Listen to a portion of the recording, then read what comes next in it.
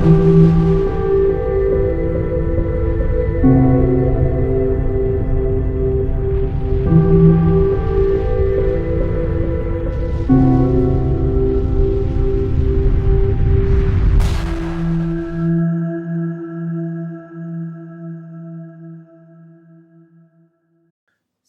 les amis, nous sommes le dimanche 19 avril 2020 et nous sommes toujours confinés.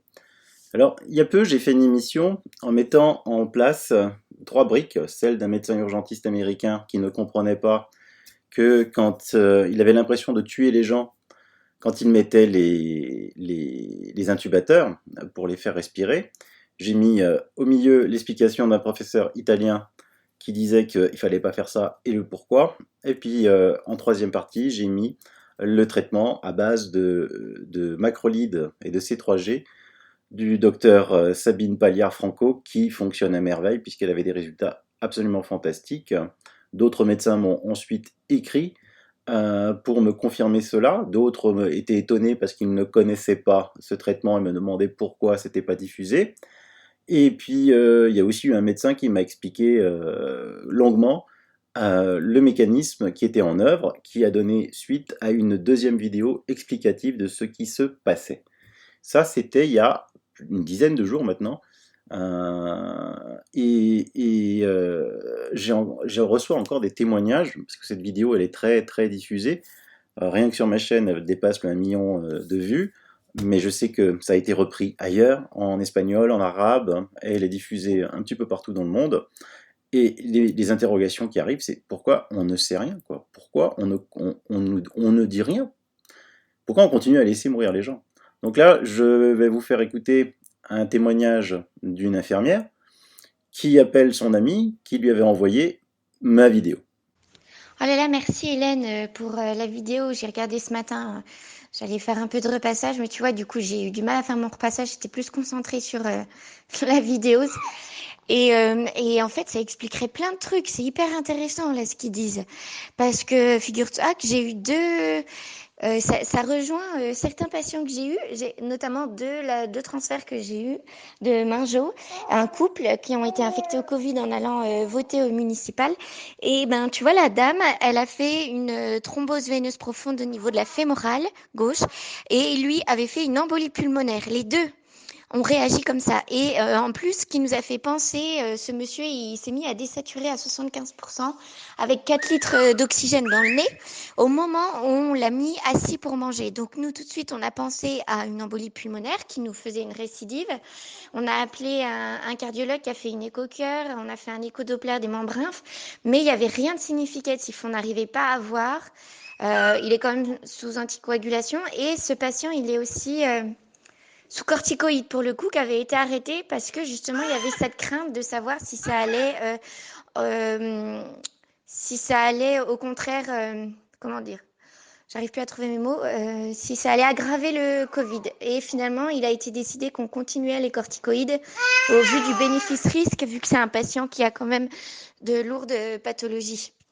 Et ça expliquerait aussi, tu sais, je pensais au décès. Il y a eu des jeunes qui sont décédés, 16 ans, 12 ans et je sais plus quel âge, et que des gens disaient, oui, bah le seul point commun entre eux, c'est qu'ils ont pris des anti-inflammatoires. En fait, ça c'est complètement faux et ça expliquerait que des enfants de cet âge-là aient pu décéder, c'est qu'ils ont dû contracter le Covid, mais rien à voir avec le côté pulmonaire. Et ils ont fait un embole et ils sont décédés de ça. Et pour pouvoir le confirmer, il n'y a plus que l'autopsie. Et vu que tous les patients Covid, on ne fait plus d'autopsie, tu vois, ce serait hyper intéressant de pouvoir faire une autopsie sur ces jeunes, quoi, de savoir si ça se trouve, c'est exactement comme dans la vidéo. Si c'est un problème cardiovasculaire, on est complètement à côté de la plaque. Et effectivement, mettre sous respirateur et envoyer des tonnes d'oxygène, ça va pas servir à grand chose. Si tu as un caillot quelque part, le décès, il peut être imminent, quoi. Et si c'est des micro-emboles et qu'on a du mal à voir, effectivement, il y a des gens qui vont s'en sortir sans même s'en apercevoir, un peu comme les accidents transitoires qu'on peut faire au cerveau. Ou alors, il y en a qui vont vraiment y rester, comme ces jeunes ou comme d'autres personnes âgées, où ça a accéléré en fait leur processus. Hein, parce que moi, à la clinique, la plupart qui sont décédés avaient déjà des cancers en phase terminale. Hein. Et notamment un monsieur qui est décédé la nuit où je travaillais. Et tu vois, il était sous oxygène. On avait même augmenté avec des masques à haute concentration à 6 litres. Et il désaturait quand même. Et on est même descendu à 50% de saturation d'oxygène. Donc on comprenait pas parce qu'on avait beau envoyer de l'oxygène dans les poumons, ça allait pas. Et d'ailleurs, le patient aussi qui nous a fait une désaturation là à 2 reprises là, quand j'ai travaillé les derniers jours, et ben on a fini par lui faire des gaz du sang. Et en fait, les gaz du sang, tu regardes dans les cellules sanguines le taux d'oxygène, si tu veux. Et ben ce patient-là qui nous a fait plusieurs désaturations, qui a déjà fait une embolie pulmonaire, au niveau des gaz du sang, il avait une pression artérielle en oxygène qui était très faible. Ce qui voulait dire que dans les cellules sanguines, il y avait très peu d'oxygène. Donc en fait, effectivement, ça passe par les poumons, mais l'échange gazeux n'arrive pas à se faire, ou alors justement le sang n'atteint pas les poumons. Et du coup, les échanges n'arrivent pas à se faire. Ça expliquerait plein de choses. J'étais hyper intéressée, j'étais trop excitée. J'ai écouté ta vidéo 2 fois. Du coup, j'ai appelé maman après pour lui en parler. Et elle aussi, du coup, a réagi sur des cas qu'elle a vus. Et ça expliquerait pas mal de choses, en fait. Et le souci, moi, qui m'inquiète aussi, c'est que la plupart des patients dont je me suis occupée sont tous grabataires ou alors âgés, puis ils restent dans leur lit. Tu vois, ils bougent pas. Et en fait, si c'est un problème cardio-respi, notamment à ce niveau-là, il faudrait qu'ils aient des bas de contention déjà, et ils en ont pas tous, j'en avais que 2. Et il faudrait qu'ils soient sous antibiotiques, qu'ils soient sous anticoagulants à forte dose et qu'ils bougent. C'est des patients qu'il faut qu'ils bougent. Alors du coup, c'est inquiétant dans le sens où les médecins pourquoi ce genre d'information ne finit pas au niveau national et international pour sauver le plus de gens possible. C'est ça qui m'agace. Attends, je te laisse, il y a mon mari qui me rappelle. Je te fais des gros bisous, Hélène. Merci beaucoup pour ça. C'est franchement hyper intéressant. Le seul truc qui m'agace, c'est que du coup, nous, à notre petit niveau, c'est compliqué de faire quelque chose. Allez, passe une belle journée. On en est arrivé où là en France? Ça doit être un youtubeur qui n'est pas médecin. Je suis chef d'entreprise dans les télécoms, je le rappelle, qui doit faire la synthèse des découvertes des autres médecins, les mettre ensemble pour avertir, pour que les morts arrêtent. C'est quoi? Il se passe quoi? Je reçois plein d'appels, vous vous en doutez, des médecins, mais aussi des avocats, parce que les avocats comprennent plus du tout ce qui se passe. Hein. Euh, Ce gouvernement a confiné la France, croyant la faire taire, la faisant mourir de peur, que les gens restent chez eux. Ouais, mais les gens, quand ils restent chez eux, ils commencent à réfléchir. Ça, c'est dangereux pour vous. Quand ils réfléchissent, ils s'aperçoivent bien qu'il y a quelque chose qui cloche. Bon, une fois de plus, je le répète, parce que tous ceux qui m'appellent, la première chose qu'ils commencent à dire, c'est « Mais je suis pas complotiste. Hein. » Non, personne n'est complotiste. Les comploteurs, ils sont de l'autre côté, là. Eux, ils cherchent un truc, on sait pas trop bien quoi, ce qu'ils veulent. Hein. Ils sont aidés en cela par Big Pharma, tous les lobbies de la peur, tous les journalistes, tous les médias idiots. Ils les ont à leur botte. On l'a démontré plusieurs fois dans les émissions. Ensuite, qu'est-ce qu'ils font? Bah, écoutez, moi j'avais toujours la partie d'échec, hein, avoir un coup d'avance, ça c'est sûr. Mais qu'est-ce que j'avais fait, moi? Regardez. Sur mon mur Facebook, le 17 avril à 22h39, j'ai publié cela. Hello les amis, je vous annonce pour très bientôt une rafale d'études qui vont mettre à mal le protocole du professeur Raoult. Mais elles sont si mauvaises, si pitoyables, que cela se verra comme le nez sur la figure. Sauf que Big Pharma, la pieuvre, a tellement l'habitude de savoir que, avec l'aide de l'ensemble des médias mainstream aux ordres, il suffit à faire passer le message. On les attend de pied ferme. Ensuite, je me demande ce qu'ils vont inventer quand le virus aura disparu des Bouches-du-Rhône d'ici peu, que le Mistral l'aura emporté au large sans doute. Donc après, je mets une vidéo de ce qui s'est passé, de comment est organisé au niveau Bouches-du-Rhône. Donc évidemment, ça n'a pas tombé, ça n'a pas... 2 jours plus tard, dimanche 19 avril, hein, bon, ça tombe de partout, chloroquine, premier résultat, décevant. Sur la centaine d'essais cliniques lancés dans le monde, 8 ont déjà rendu leurs conclusions très mitigées. Après, si on voit dans les conclusions de ces études, mais elles sont horribles, quoi. C'est-à-dire que tout ce qu'on reprochait au professeur Raoult sur sa première étude, qui lui ne voulait pas... il ne voulait pas la faire passer comme l'étude du siècle, hein, c'était sur 24 patients. Hein. Lui, ce qu'il voulait, c'est sauver rapidement les gens. Donc on a tout dit, oui, c'est une arnaque, pas de placebo, pas en double aveugle, pas randomisé. Là non plus. là non plus. C'est-à-dire que non seulement ils ont perdu 2 mois à critiquer Raoult, mais pour le descendre, ils font ce qu'ils lui reprochaient, quoi. C'est ça qui est fou, quoi. C'est ça qui est dingue. On ne sait pas ce qu'ils veulent en venir. Je pense qu'ils ont vraiment Big Pharma, c'est vraiment la grosse pieuvre, hein. Donc, eh ben, on va sauver le soldat Raoult. Qu'est-ce que vous en pensez, hein? Donc ici, par exemple, ben écoutez, les Émirats Arabes Unis commandent 5,5 millions de pilules d'hydroxychloroquine. C'est pas mal, hein. Ça doit être très mauvais. Ici, nous avons les besoins en hospitalisation, un traitement brésilien, une étude brésilienne sur de nombreux cas. Eh bien, regardez, si on prend très tôt l'hydroxychloroquine et l'azithromycine, ce que le professeur Raoult a toujours dit, le besoin d'hospitalisation est de 1,17%. Si on la prend tard, eh ben, il est de 3,2%. Et si on ne prend pas de traitement, il est de 5,40%. Mais on a des études là qui arrivent complètement nulles, qui osent dire le contraire. C'est un truc de fou. On va plus loin. Bonjour et merci pour votre engagement. Je vous envoie une petite analyse des informations données par le professeur Raoult lors de son intervention du 13-4, qui pourrait être très utile pour soutenir son combat pour la vie et la guérison des patients touchés par le virus. Je vous joins le fichier Excel et son PDF, espérant que vous pourrez en tirer un argument en faveur de ce traitement, que vous pourrez mettre à jour ce tableau au fur et à mesure des nouvelles données. Je serais curieux de connaître les mêmes données sur l'hôpital de la Salpêtrière et l'hôpital Saint-Antoine en guise de comparaison. Eh ben on y va, hein? Regardez ça. Donc en haut, vous avez France, Monde, Allemagne, IUHU de Marseille, le nombre de morts, le taux de mortalité. Donc vous voyez qu'en France, survenance décès, 1 mort sur 9, dans le monde, 1 mort sur 16, en Allemagne, 1 mort sur 41, IHU de Marseille, 1 mort sur 263 malades. On le voit mieux comme ça dans le tableau. Voilà. Ça parle juste tout seul, quoi.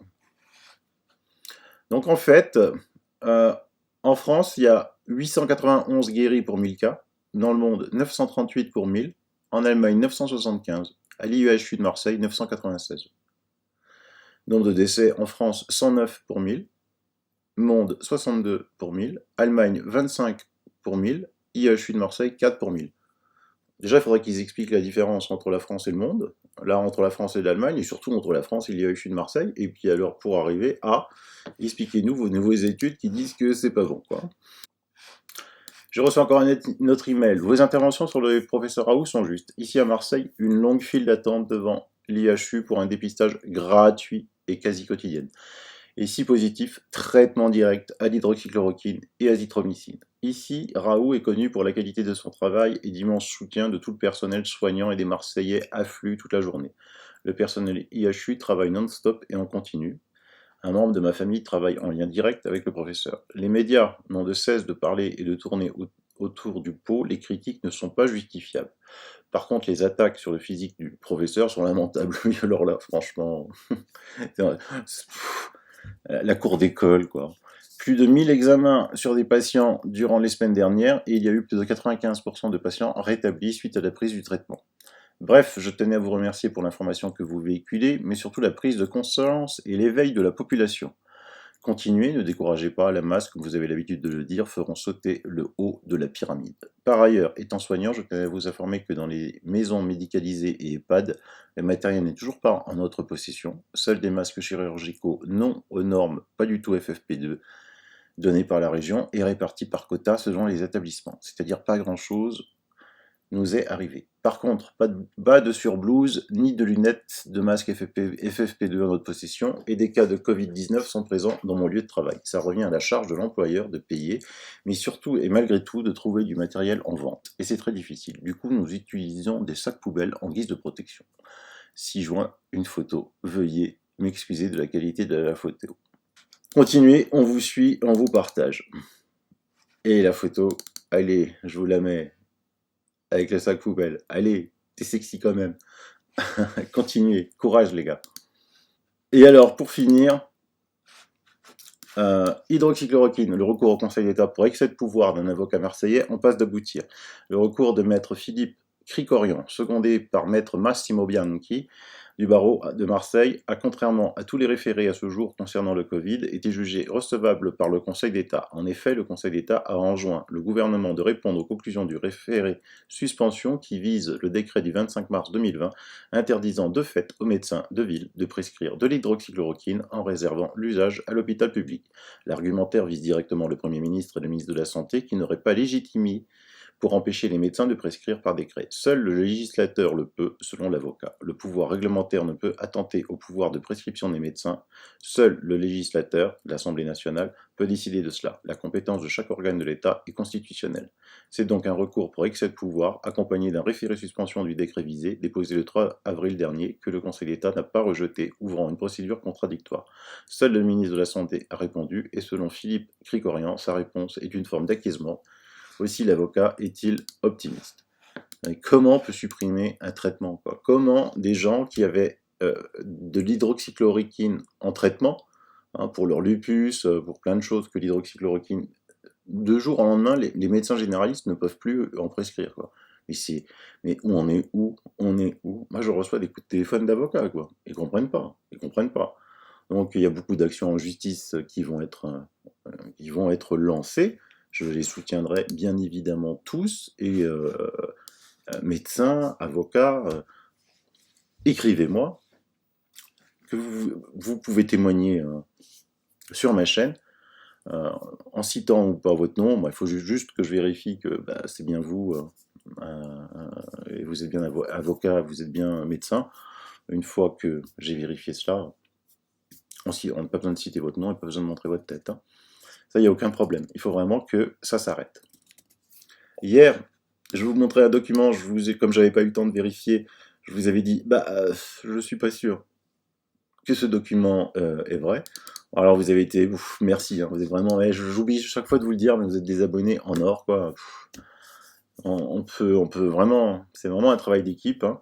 Et donc oui, hein, c'est vraiment un document officiel, mission Corem nationale, repérer et prendre en charge un patient suspect d'infection au coronavirus, information pour les SAMU, au 22 janvier 2020 quand même. Donc ça va poser quand même quelques questions. Puisque, alors ce document, je vous le mets dans les liens, tout ce que je vous ai dit jusqu'à maintenant, je vous mets dans les liens. Puisque, donc le 22 janvier, même 14 janvier, parce qu'il y a marqué 14 janvier, là. Donc dépisté, protégé, donc il dispose des tableaux cliniques. Alors, sans négliger le diagnostic alternatif pour éviter tout préjudice pour le patient, débuter un éventuel traitement anti-infectieux probabiliste, antigrippal, oseltamivir et ou antibiotique, de tant que co-infection possible. C'est ce qu'ils ont fait, hein. C'est ce qu'ont fait beaucoup de médecins généralistes, c'est ce qu'ont fait l'équipe du docteur Raoult, et voilà, ils ont trouvé, il y en a qui, ils ont pris des choses et puis ça marchait pas, d'autres ont pris soit les antibiotiques, les macrolides, les C3G, l'azithromycine, l'hydroxychloroquine, et ça a marché, quoi. Donc franchement, donc protéger, alors là c'est drôle, au 22 janvier, protéger tout plus fièvre égale masque, mesure à mettre en place des suspicions, hein. Donc les solutions hydroalcooliques, puis port de masque chirurgical, isolement en chambre individuelle préidentifié, soignant, précautions standards renforcées, port du masque FFP2, surblouse à usage unique, gants non stériles à usage unique, lunettes de protection, en cas de soins susceptibles de générer des aérosols, préidentification des personnes contacts. Bon, écoutez, ils savaient tous, mais alors pourquoi ils n'ont pas commandé des masques? Puisque je vous rappelle que la douane a dit que janvier, février, mars, il n'y a pas eu de commande de l'État. Prendre en charge, recherche du signe de gravité, traitement symptomatique. Alors, évidemment, il n'existe pas de traitement spécifique validé, mais ils ont dit avant, essayez ci, essayez ça, et puis donc évidemment, ils ont trouvé, ça marche, hein. Voilà. Donc, on continue, Corep 3. Question clé, quel est le motif de la consultation? Température, prise, fièvre, quelle date, tout, fièvre, tout, masque pour le patient. Et puis, vous voyez bien le petit truc avec l'alcool hydroalcoolique. Donc, si le 22 janvier, on savait tout ça, pourquoi l'État n'a rien fait? Pourquoi l'État n'a pas commandé de masque? Pourquoi on a été à court de masques, de respirateurs, de gel? C'est des questions que je pose, je ne sais pas s'il y aura beaucoup de réponses. Alors évidemment, vous m'envoyez tous qu'il y a des traitements alternatifs. Oui, oui, oui, oui, oui, oui, il y a des traitements alternatifs. L'ozonothérapie semble fonctionner très bien. On va en voir quelques-uns là. La lettre du docteur Schmitz, le confinement est une bombe à retardement. Donc lui il dit que c'est une lourde menace pour la société. Réveillez-vous, il a bien raison. L'ozone marche pour sauver des vies, vous voyez. Dans certains supermarchés, on propose de nettoyer les voitures à l'ozone car c'est un antiviral de premier ordre. Cela se fait en Belgique comme en Thaïlande et bientôt peut-être près de chez vous. L'ozonothérapie consiste à enrichir le sang avec ce superoxygène qu'est l'ozone, molécule O3, naturellement présente dans l'atmosphère. Elle a été prouvée efficace depuis 2011 comme traitement contre tous les types de coronavirus découverts à ce moment-là. Qu'en est-il alors du Covid? J'ai moi-même eu d'excellents résultats sur mes patients et je ne suis pas le seul. En Italie, sur 36 personnes et en Espagne aussi, il y a eu des résultats spectaculaires avec l'ozonothérapie. N'est-ce pas scandaleux que l'on n'entende pas plus à plus grande échelle un traitement à l'ozone, surtout quand on sait quel résultat extraordinaire ce traitement a sur quantité d'autres maladies. Mais oui, mais oui. Et puis là, il dit tout, quoi. Aujourd'hui en France, il y a une lutte extrêmement brutale contre l'utilisation de traitements simples et non coûteux. Je ne sais pas si ça a une incidence sur la mortalité du Covid en France, plus élevée qu'en Asie ou en Afrique, mais c'est une bonne question. Ça, c'est le docteur Raoult qui le dit. Hein. Et puis vous avez aussi je vous mets ça dans le lien sur le site de Guy Fake News. Le ministère de la maladie sait depuis un mois pour l'efficacité de la vitamine C, il s'en moque et préfère laisser mourir les gens. Voilà. Donc c'est le docteur Labraise, c'est le protocole MARIC à base de vitamine C qui est appliqué en Allemagne. Hein. C'est de l'intraveineuse, de la vitamine C en intraveineuse. Et donc en France, c'est strictement interdit. Donc déjà, moi, au départ, j'avais pris le choix de défendre les traitements qui étaient autorisés. Hein, parce que déjà, vous voyez la pieuvre Big Pharma qui arrive à arrêter de l'hydroxychloroquine, quelque chose qui est en vente en France depuis 50-60 ans. Vous imaginez, hein? Parce que maintenant, ils l'ont dit qu'il y avait des problèmes, des effets secondaires. Ok. Donc, elle est sur prescription depuis le 12 janvier 2020. Ce qui veut dire qu'il va falloir qu'on porte une plainte contre l'agence de santé française, parce qu'ils ont laissé en vente libre un médicament depuis 50 ans. Et ils n'ont quand même pas mis 50 ans pour trouver qu'il y avait des effets secondaires, quand même. Donc, s'ils ont mis 50 ans pour trouver qu'il y a des effets secondaires, ça veut dire que les gens sont incompétents, et donc il faut les licencier. Et puis, il faut remettre en place quelque chose. Mais s'il y a quelque chose d'autre de caché, qui n'a pas vraiment d'effets secondaires, et que c'est fait volontairement, là, c'est aux avocats de jouer. Mais, alors, imaginez, ils arrivent à faire ça avec un médicament qui est en vente depuis 50 ans. Imaginez, comme le combat qu'il va falloir mener contre la vitamine C, l'ozonothérapie qui coûte zéro, qui coûte rien, et qui sont interdits, alors que ça marche. Hein. On pourrait aussi demander des comptes. Pourquoi vous interdisez l'ozonothérapie alors que ça marche? Pourquoi vous interdisez les intraveineuses de vitamine C alors que ça marche, ça sauve des vies? Pourquoi vous préférez laisser mourir des gens? Et surtout, n'allez pas me chercher les effets secondaires de l'ozonothérapie et les effets secondaires de la vitamine C. Hein. Linus Pauling, prix Nobel de médecine, en prenait 18 grammes par jour. Et il faisait encore des conférences à 94 ans, messieurs. Donc voilà, ça c'est la pieuvre. Mais ça réveille. Hein, ça vous réveille, ça vous refaire confiance avec les médecines naturelles et dégager tout ce qui est ces laboratoires de la mort. Maintenant, à partir de maintenant, vous comprenez que les laboratoires ne sont pas là pour vous soigner, ils sont là pour s'enrichir. C'est juste honteux. Honteux. Alors par contre, le gouvernement, qu'est-ce qu'il va faire? Ils vont continuer avec Big Pharma, entretenir la peur. C'est dangereux, ça peut avoir des effets néfastes. Là, j'ai entendu des trucs, ça peut attaquer le cerveau maintenant, le virus. Il peut y avoir une seconde vague qui sera terrible. D'ailleurs, Macron avait parlé tout de suite dans son premier enregistrement. Attention à la deuxième vague. Pour l'instant, elle arrive nulle part. Hein. Elle arrive nulle part, cette deuxième vague. Donc les autres pays déconfinent, mais on envoie les gars payés par les labos, regardez, faire peur. Jusqu'à 15 000 contaminations par jour à partir de la mi-mai. L'infectiologue Denis Malvy estime que ça va dépendre de beaucoup de choses. Ouh là là, On a peur. Non, il n'y aura plus rien. Il n'y aura plus rien. Italie, il n'y aura plus rien. Les autres pays vont déconfiner, vont être dehors. Hein. Et nous, en France, on propose quoi comme image? Regardez ça dans les quartiers populaires. Si on remplit le frigo, on chope le corona, quoi. Les quartiers populaires entament le deuxième mois de confinement à bout de souffle, mais encore soutenu par un faisceau de solidarité inédite, certainement par le gouvernement, réinventé dans l'urgence.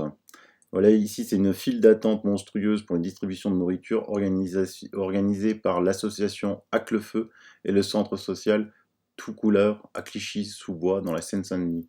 Mais c'est lamentable, quoi. C'est lamentable. Ça me dépasse. Et pendant ce temps-là, on interdit les marchés. On laisse les gens dans les hypermarchés, dans les queues, hein. Et c'est tout pour les gros, quoi. C'est tout pour les banques, pour les hyper, les grosses sociétés. Elles ont le droit de tout faire, quoi. Les petits marchés provinciaux, à la Bastide de Céroux, ça sent bon la Provence, ça sent bon l'été. Alors la Bastide de Céroux, qu'est-ce qui se passe? Oh punaise, regardez ça, qu'est-ce qui se passe? Dans l'Ariège, dans leur département, parce que là c'est juste le petit Bastide de Céroux, c'est tout petit. Il y a eu le 2 avril un mort du Covid. Et il a fallu attendre le 17 avril pour avoir le deuxième mort. Donc ils ont eu 2 morts en 15 jours. Bah écoutez, moi je sais pas combien de morts ils ont par an par la grippe ou par les accidents cardiovasculaires, mais si pour 2 morts on interdit un marché en plein air, bah restons confinés tout le temps, ne sortons plus. Hein. Bah oui, ne sortons plus. Des nouvelles de La Réunion. À La Réunion, ce jour, 402 cas, dont 49 autochtones, 71% des malades importés, 42,2 entre 15 et 44 ans, 39 entre 45 et 64, 0 mort et tous confinés. Dans un département où le taux de chômage avoisine les 25%, même à 60% chez les moins de 25 ans, et où une personne sur 2 vit des minima sociaux, les dégâts de ce confinement massif vont faire des dégâts économiques et sociaux terribles. À titre comparatif, le chikungunya, fin 2005, début 2006, avait fait près de 3000 morts, et aucun confinement. Par ailleurs, pas de masque. La colère gronde pour une partie de la population qui se réveille. D'autant plus que la corruption politique médias locaux, relais de la propagande mainstream et de la justice sont ici très fortes. Le tout cimenté par la bande FM, très représentée ici, 5000 dont 98% des politiques. Je me permettrai de vous envoyer des liens et donc si utile avec vos publications. Ben voilà. Ça gronde de partout. Là, par exemple, j'ai des nouvelles aussi de l'Australie. Bonjour Sylvano, ma fille vit en Australie, à Perth, près de 2 millions d'habitants, l'équivalent de Paris-Île-de-France, nombre de décès 6. Et 63 décès sur toute l'Australie qui compte près de 25 millions d'habitants. Ça pose question tout de même. Je vous suis sur YouTube, blabla, voilà. Donc, et à Berlin, ils sortent, je vous mets les vidéos. Hein. Donc, le samedi 18 avril 2020, plusieurs centaines de personnes se sont réunies pour la 4e fois sur la Rosa-Luxemburg-Platz pour défendre la loi fondamentale et les droits civils en période de panique dans le pays. Nous avons demandé ce qui pousse les gens à se rendre à Berlin pour manifester contre les remontrances du gouvernement et de la police. Et ils disent comment les mesures corona du gouvernement fédéral sont-elles perçues par la population, la confiance dans la démocratie est-elle toujours présente en Allemagne? C'est des trucs de fou qui se passent, hein, mais bon, les Allemands vont être déconfinés, ça va aller mieux, mais tout de même... Et en plus, eux, ils n'étaient pas totalement confinés, puisqu'ils pouvaient sortir sans justificatif jusqu'à rien. Il ne fallait pas qu'ils dépassent 5 personnes, quoi. Pendant ce temps-là, tiens, la baignade est à nouveau autorisée à Saint-Barth. Je pense que les milliardaires qui se sont réfugiés dans leur villa en quittant Paris ont dû appeler Macron en disant nous, on aimerait bien aller se baigner quand même. Hein. Fais quelque chose. Sinon, hier, je vous parlais de la Suisse et je vous disais, ah là là, 50 000 votants et 50 000 signatures, ils peuvent faire un référendum. Ouh là là, je me suis fait remontrer. Hein. Donc là, je vous lis quelque chose. Bonjour Sylvano, suite à la vidéo que j'ai mis ce commentaire sur ta page, mais je tiens à te le communiquer directement. Vous faites bien, parce que sinon, je n'arriverai pas à les lire. En ce qui concerne la Suisse, la révision de la loi sur les épidémies est passée comme une lettre à la poste en septembre 2013, suite à des délibérations de 2012 après les pandémies de SRAS et de H1N1, et a été revue sans problème en 2017 car le peuple bête devant les médias mainstream. Je peux te faire passer la loi si cela t'intéresse. Par ailleurs, en même temps que l'avocate allemande, vous savez l'avocate allemande qui était contre le confinement et qui est en asile psychiatrique, s'est retrouvé interné et y est toujours. C'est le docteur Thomas Binder, avant de porter au nu la Confédération helvétique. Je ne peux que t'inviter à te renseigner. Certes, c'était ainsi jusque dans les années 80, mais la démocratie a beaucoup changé, la corruption et les fraudes électorales sont massives, particulièrement depuis l'introduction du vote par correspondance. Je suis Suissesse, médecin, et je m'engage chaque jour davantage pour que cette mascarade implose. Je reste à ta disposition et te souhaite blabla. Donc voilà, même en Suisse. Après, quelque chose, vous savez, avant-hier, je sais plus quel jour on est, moi, quand je vous parlais du professeur Luc Montagnier, et donc de la possible fabrication dans un laboratoire P4 de Wuhan, je vous avais aussi dit dans ma vidéo que moi, avant, j'étais remonté à avant octobre 2019, avant décembre 2019 pour la France. Et donc là, regardez, hein, ça commence à tomber. La pandémie aurait démarré bien plus tôt, et pas à Wuhan, selon une étude. Alors, qui c'est qui a fait cette étude? C'est l'université de Cambridge, relayée par Newsweek, indique que l'épidémie du Covid aurait pu émerger dès la mi-septembre 2019. Moi, j'étais remonté à juillet. On va y arriver, on va y arriver. Elle n'a pas encore été validée par les instances américaines habilitées, mais ses conclusions à prendre avec prudence pour éclairer les origines encore floues de la pandémie. Comme le relaye le généticien Peter Forster de l'université de Cambridge, qui a dirigé un projet de recherche pour comprendre les processus qui ont conduit à la pandémie de Covid-19, en s'appuyant sur l'analyse de plus de 1000 génomes de coronavirus, ce scientifique a isolé 3 types, A, B, C. A est le plus proche du coronavirus trouvé chez les chauves-souris et serait le génome d'origine du virus humain. Ce type a été retrouvé chez des individus chinois et américains. Cependant, A ne serait pas le type de virus trouvé dans la plupart des cas à Wuhan, la ville chinoise où le Covid a été identifié en premier. Donc, vous voyez, c'est un peu complexe. Je vais suivre ça de près. Vous voyez que c'est pas si évident. Hein. Méfiez-vous des choses qui pourraient quand même frapper à la tête. Aux États-Unis, c'est de plus en plus chaud. Hein. La désinformation russe financée par Clinton a conduit la chasse aux sorcières contre Trump. Et donc, voilà, ils viennent d'avoir trouvé la preuve que c'est la fondation Clinton qui a financé toute la propagande de désinformation qui tentait à lier Trump aux Russes, quoi. Ça va chauffer dans les jours qui viennent aux États-Unis, et je vous ai déjà montré hier que Trump était bien chaud, très très chaud. Des nouvelles de mes amis en Colombie. Bonjour Sylvano, merci. Je pense que maintenant on peut rajouter encore 100 personnes de plus, vu que l'ambassade depuis 4 jours prend les inscriptions pour un retour éventuel. Les USA affrètent des vols avec ramassage dans plusieurs villes. Les Allemands et les Belges ont organisé des bus de ramassage dans les grandes villes direction la capitale Bogota, escortés par la police nationale. Il faut rajouter qu'il y a eu un tremblement de terre de magnitude 6 il y a 2 jours et que l'on n'a pas envie d'attendre une réplique. À la séparation homme-femme, les jours de sortie, il faut compter sur le numéro de passeport. Par exemple, le mien finit par 0. Même si cela tombe un jour où les hommes peuvent sortir et que seuls les numéros 7, 8, 9 sont autorisés, je ne peux donc pas sortir. C'est vraiment une catastrophe. Il y a des Français qui sont là-bas. Il n'y a personne, aucun journaliste, ils s'en foutent. Aucun député de l'opposition, rien. Hier, j'ai vu sur Twitter, il y avait plein de députés de l'opposition. Victoire. Je dis, oh punaise, qu'est-ce qui se passe? Ils ont fait une victoire, de quoi? Ils ont réussi à faire passer la TVA sur le gel hydroalcoolique de 20 à 5,5. La France, elle est en train de... On met l'économie à sec, là, et eux, ils se battent sur un taux de TVA de gel hydroalcoolique, quoi. Et on se fout de la gueule du monde, on est confinés, et eux, nos députés d'opposition. Envoyez les députés, là, qu'est-ce que vous foutez, là? On vous a pas élus pour que vous foutiez rien, et que vous dénégociez des taux de TVA, quoi. Hein, vous avez essayé d'éléments dans mes émissions pour reprendre une lettre, comme vous voulez, le site des députés pour leur envoyer un email si vous n'avez pas envie d'écrire des lettres, faut qu'ils se bougent, quoi. Faut qu'ils se bougent. Hein. Mais en tout cas, n'oubliez pas une chose. Plus jamais vous votez ces gens-là. Plus jamais vous les votez. Voilà. Je vous dis à demain pour d'autres nouvelles. Médecin, avocat, juriste, qui vous voulez, militaire, si vous avez besoin, vous m'appelez, je suis là. Allez, bye bye, ciao.